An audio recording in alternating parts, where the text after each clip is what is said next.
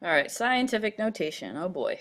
Remember that scientific notation, the first number has to be a number between 1 and like 9.9999999 times 10 to the something power. Okay?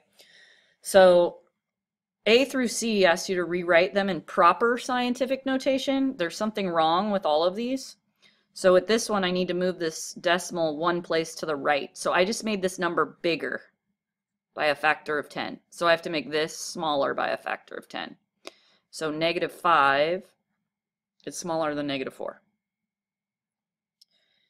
Okay, this problem, I've got 6.57 times 10 to the something power. So you just count zeros. 10 is 10 to the first power. 100 is 10 to the second power. So this is 1, 2, 3, 4 zeros, 10 to the fourth power. That's it. So this one, I need to make this number smaller, 3.9, make that number smaller by a factor of 10. So I have to make this number bigger by a factor of 10 to keep the same value. All right, now we had all kinds of problems down here. So when we're multiplying, we're going to take the 7 times the 8, right? Because multiplication is commutative. We can do it in any order. So 7 times 8 is 56. And then I'm going to go 10 squared times 10 to the 5th. So that's 10 to the 7th. Can't leave it like that. Now it becomes a problem like the one above. I'm going to make this number smaller by a factor of 10.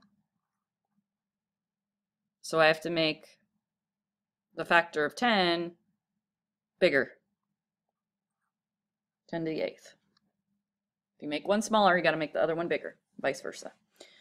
Now here we have 2.25 times 16, so that's going to be 32 plus 4, so 36, times 10 to the, again, we add those exponents, -3 and -4 is -7. Can't leave it like that. Make this smaller by a factor of 10, make this bigger by a factor of 10. -6 is bigger than -7.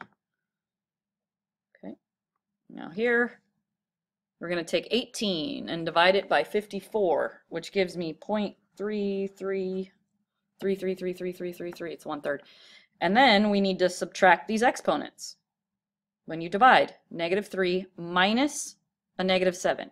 -3 minus a -7. That's +4.